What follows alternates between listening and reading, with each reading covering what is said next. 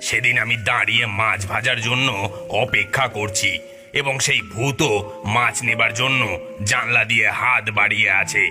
এমন সময় এলোকেশী এক কাণ্ড ঘটালো। কেন জানি না তার সেই ভূতটাকে দেখার খুব শখ জেগেছিল, তাই সে রান্নাঘরের পেছনে গিয়ে সেই ভূতটাকে দেখতে গেল।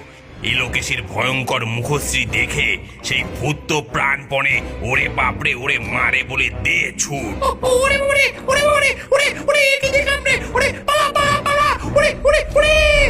আরে আরে আরে আরে করলে কি গিন্নি, করলে কি? ও ও ভূত, ও ভূত দাঁড়াও, ও ভূত দাঁড়াও, আরে আরে দাঁড়িয়ে যাও, আরে দাঁড়াও। আমিও ভূতের পেছনে ছুটতে লাগলাম। আজ ভূতটাকে কোনোভাবেই বুঝিয়ে সুঝিয়ে ফিরিয়ে আনতেই হবে।